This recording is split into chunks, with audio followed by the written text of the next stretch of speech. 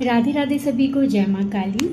तो श्री जी की कृपा से और उनकी प्रेरणा से ना मैं आज अपना एक यूट्यूब चैनल ओपन करने जा रही हूँ और उसमें जो भी लीलाएं हुई हैं उनके बारे में थोड़ा सा बताना चाहूँगी कि आप सबसे शेयर करने जा रही हूँ, क्योंकि उनकी जो कृपा बरसती है ना, तो वैसे तो मेरे शब्दों में वो जान ही नहीं है कि मैं उनकी चीज़ों का बखान कर पाऊँ, या उनकी कृपा का तो सिर्फ अनुभव मात्र ही किया जा सकता है। मेरी जो स्पिरिचुअल जर्नी है वो देखा जाए तो बचपन से ही स्टार्ट थी, बट कहते हैं ना कि बच्चों को इतना सीरियस कोई नहीं लेता है। तो मेरे साथ भी यही हुआ था कि बचपन से ही माँ का आशीर्वाद लगा लो या पिछले जन्म के कोई कर्म लगा लो कि माँ मेरे साथ बचपन से थी।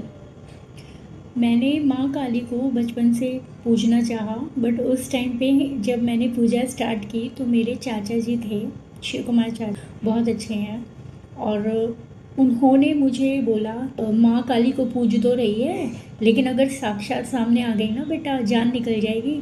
ऐसा भयानक रूप है उनका, ऐसा प्रचंड रूप है, तू झेल नहीं पाएगी इस शक्ति को। मैं डर गई। मैंने बोला माँ देखो, सीधी सी बात है, मैं आपको माँ रूप में ही पूज रही हूँ, मुझे शक्ति भक्ति का कोई लालच नहीं है। मैं बस आप चाहती हूँ कि आपकी प्रोटेक्शन रहे, आपकी ब्लेसिंग्स रहे, आपका प्यार रहे। तो मैंने उनका सौम्य स्वरूप माँ वैष्णो माँ को पूजना शुरू किया, और लगातार मुझे ना कोई भक्ति आती थी, ना कोई प्रक्रिया आती थी, जो बस वो दुर्गा चालीसा, माँ के मंत्र, और सबसे ज़्यादा कुछ भी कंठ में थोड़ा सा सुर जो भी सरस्वती माँ की कृपा से मिला वो मैं उनको सुनाने लगी, उनका गान करने लग गई, बखान करने लग गई। नियम से नहीं चूकी, नियम मेरा पक्का था। सुबह 5 बजे नहा के पूजा करनी है, सूर्य देवता को जल देना है तो करना ही है, शाम को करना है, तो चाहे मैं कहीं भी हूँ, अगर लेट भी हो गई ना तो भी मैंने आके पूजा करनी है तो करनी ही है। ये भावना के साथ मैं चलती रही। तो प्रत्यक्ष रूप में ना तो बोला नहीं जा सकता, लेकिन हाँ मुझे अनुभूति होती थी कि वो साक्षात मेरे साथ चलती है। मैं जो सपन में देखती थी वो 1 हफ्ते के अंदर पूरा हो जाता था। मैं जो बोल देती थी वो सच हो जाता था। पर बच्ची होने के कारण ना तो कोई मुझे इतना सीरियस लेता था, और ना ही मुझे समझ आ रहा था कि मेरे साथ ऐसा क्यों हो रहा है। बट ये था कि माँ साथ चल रही है, इतना पता था। अगर मुझे घर में कोई शिकायत होती थी या मुझे जो अच्छा नहीं लगता था कि माँ ये नहीं होना चाहिए, मतलब मैं बातें करती थी। कोई रिलेशन बनाओ ना तो अपने इष्ट के साथ सखा भाव हो गया, या पिता भाव हो गया, या प्रभु भाव हो गया, या भाई बहन वाला भाव हो गया, अपने इष्ट के साथ कुछ ना कुछ कनेक्शन बनाना पड़ता है, रिश्ता बनाना पड़ता है। तो मेरी माँ का था, तो मैं तो माँ के रूप में ही पूछती थी। धीरे धीरे ये चीज़ें इतनी प्रबल हो गई कि अगर मैंने बोल दिया ना माँ मुझे ये सब अच्छा नहीं लग रहा, ये नहीं होना चाहिए, ये काम नहीं होगा तो नहीं होगा, तो सच में ऐसा था। और मुझे नहीं पता था कि ये क्या चीज़ें हैं, बस मैं नॉर्मल एक जो बच्चा माँ से बोलता है उस तरीके से और अपने पूरे दिन की बातें जो मुझे बुरी लगती थी, अच्छी लगती थी, वो सब माँ से शेयर करती थी। धीरे धीरे चीज़ें बढ़ने लग गई। और एक दिन क्या हुआ कि मैं मेरे घर के पास में ना शनि मंदिर था, और वहाँ पे हनुमान जी भी थे। तो मैं वहाँ पे हमेशा शनिवार को ना जोत लगाने जाती थी और तेल चढ़ाने जाती थी। उस दिन सडन क्या हुआ, मैं वहाँ गई, और जैसे मत्था टेकते हैं ना, तो ऐसे मत्था टेकते हुए हनुमान जी का सिंदूर ना मेरे यहाँ लग गया। और मैं 9th या 10th में क्लास में ही थी। और वहाँ जाके ना जब मैं घर की तरफ आई तो आंटी खड़ी थी, उनका नाम बीरमती आंटी था। उन्होंने बोला कि अरे तेरे मांग कैसे भरी हुई है, तेरा सिंदूर कैसे लगा हुआ है मांग में। मैंने बोला कोई आइडिया नहीं मुझे, कहाँ लगा हुआ है। तो उन्होंने देखा, तब मैं घर वाले भी हंसने लग गए कि ये क्या हुआ, ऐसे कैसे मांग भर के आ गई तू। हम मेरे को तो कोई आइडिया नहीं लगा। मैं घर गई, मैंने शीशे में देखा तो मुझे इशारा तो पता चल गया कि शायद कुछ होने वाला है। पर मैंने सोचा यार इतनी छोटी एज में, मैंने बोला कोई बात नहीं माँ, तू ही संभाल लेना जो भी है। वो इशारा दिया था कि तेरी छोटी सी एज में शादी होने वाली है। और वहाँ से मेरे रिश्ते की शुरुआत हुई। और मेरी 10th क्लास में रिश्ता आया जो कि रिलेशन में ही था। और परिवार का दबाव की वजह से हाँ हो गई, चलो सारी बातें हो गई। 12th के बाद भी रिज़ल्ट आ गया। मतलब इतने इंसिडेंट हुए ना कि पूछो मत, कि लाइफ की जर्नी इतनी स्पिरिचुअल हो गई। तो मैंने वहाँ से बोला था कि माँ, मैं अपनी ज़िंदगी की शुरुआत आपके दर पे आने के बाद ही करूँगी, हम दोनों वहीं से आशीर्वाद लेंगे। और यही हुआ। 11 मई को शादी हुई थी और 25 मई को मैं वैष्णो देवी थी, जो कभी मैं स्वप्न में भी नहीं सोच सकती। इस दौरान भी ना लाइफ में बहुत उतार चढ़ाव आए और काफ़ी कुछ झेला। मेरी बुआ की डेथ भी हुई और वहाँ उनसे भी जुड़े काफ़ी वाक़ये हुए मेरे साथ कि वो मेरे साथ ही रही हमेशा जाने के बाद भी। ज़्यादा डीपली तो नहीं बता पाऊँगी, बट हाँ उनकी एनर्जी मैं फ़ील करती थी। मैंने घर में महसूस किया था, जब वो आई थी तब भी पता चला था मुझे, और चीज़ें दिखती थी मुझे। मुझे नहीं पता क्या था, क्यों था, बट हाँ दिखती थी। शादी होने के बाद एक तरह से ज़िम्मेदारी बढ़ जाती है और मैंने घर में कोई कभी काम नहीं किया था, और वहाँ जाके मैंने सब कुछ किया, देखा, मतलब कोशिश की करने की वैसे ही। और उस दौरान ना माँ कहीं पीछे छूट गई, और जो मेरी लाइफ में स्ट्रगल आया उसका तो मैं खुल के बोल भी नहीं सकती हूँ। बाद में चीज़ें होने लग गई मेरे साथ, मुझे चीज़ें घर में भी खड़ी दिखने लग गई, बट कोई विश्वास नहीं करता था।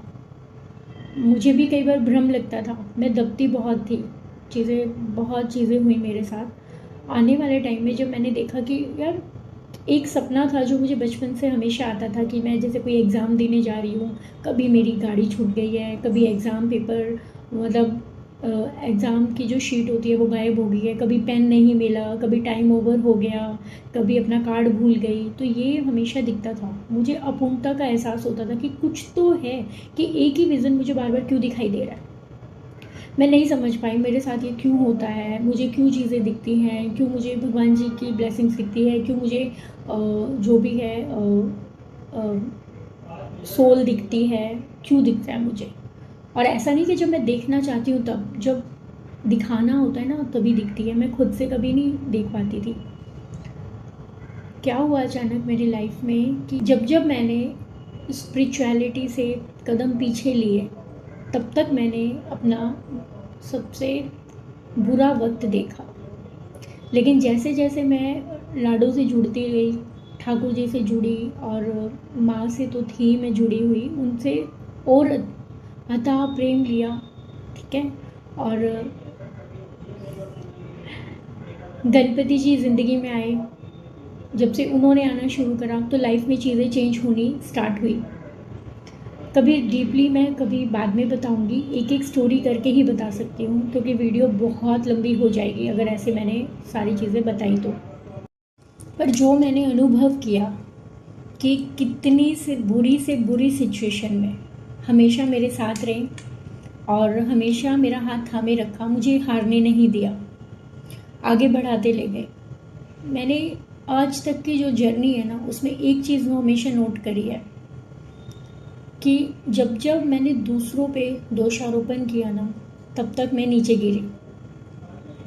और जिस वक्त मैंने सिर्फ अपने आप को संभाला, अपनी कमियों को दूर करने का प्रयास किया, तब तक मेरी ग्रोथ हुई।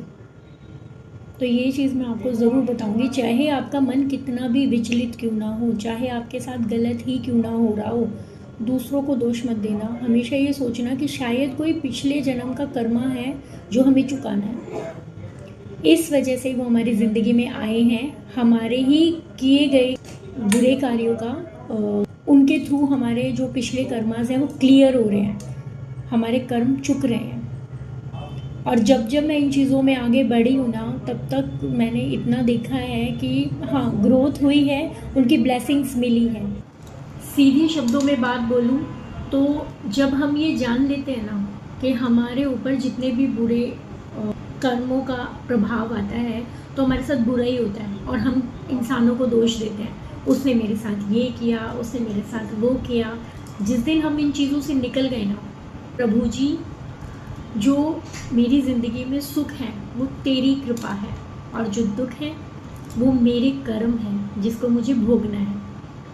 और भक्ति लाइन वाले हर कोई जानता है कि अगर कोई ये सोचता है ना कि भगवान जी की पूजा कर लूँगा, उन्हें खुश कर दूँगा तो मेरे को धन मिल जाएगा, मुझे सारी तरीके की सुख सुविधाएं मिल जाएंगी, तो भाई वेट, इस लाइन में मत आइए, ये आपके लिए गलत लाइन है। क्योंकि जो स्पिरिचुअलिटी में आता है, जो इन चीज़ों से जुड़ता है ना, उसकी लाइफ में दुख ही दुख है, मैं साफ कहती हूँ।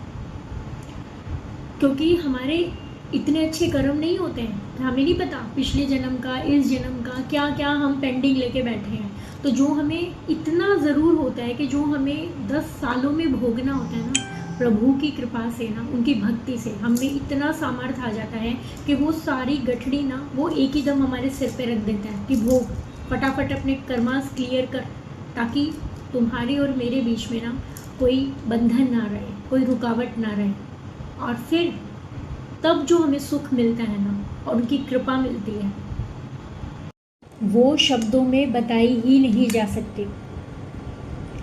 इतनी कृपा बरसती है ना, फिर तो कुछ ऑब्स्टिकल बचते ही ना हमारी लाइफ में, सब पे कर देते हैं हम।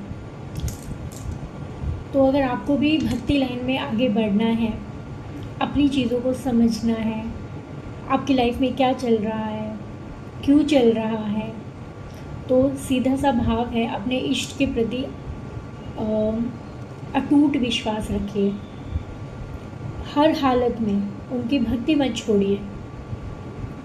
मैं तो यही कहती हूँ, क्योंकि जो मैंने लाइफ में देखा है ना, मेरी आधी उम्र तो मुझे समझने में लग गया कि मेरा लाइफ पर्पस क्या है, मेरा उद्देश्य क्या है इस जीवन में आने का। और जितना नेगेटिव लोगों से दूर रहोगे उतना बढ़िया है। जो आपको पसंद नहीं करते उनको भगवान भरोसे छोड़ दीजिए, अपनी जर्नी में आगे बढ़िए। और अगर कोई गालियाँ दे रहा है, नेगेटिव बोल रहा है ना, तो उसको थैंक यू बोलिए कि धन्यवाद कि मेरे पापों को अपने सर लेने के लिए, कि हमारे बिना कुछ करे हमारे प्रारब्ध का नाश करने के लिए। तो आज के बाद कभी कोई बुराई सुनो तो उदास नहीं होना है, खुश होना है कि हे ठाकुर जी, हे मेरे इष्ट, हे मेरे प्रभु, धन्यवाद कि तूने ये कृपा करी। सदगुरु भगवान जब से ज़िंदगी में आए ना, तब से चीज़ों का पता चला, और मुझे ये भी पता चला मेरा उद्देश्य क्या है। और आज मैं इस साइंस में आगे बढ़ रही हूँ, धीरे धीरे ग्रोथ हो रही है। और अगर आपको अपनी ग्रोथ चाहिए और आप भी चाहते हैं कि जितना मुझे आता है उतना मैं आपसे शेयर कर पाऊँ, अपनी चीज़ें शेयर कर पाऊँ, तरीका शेयर कर पाऊँ, तो आप मेरे चैनल को लाइक कीजिए, सब्सक्राइब कीजिए और शेयर ज़रूर कीजिएगा।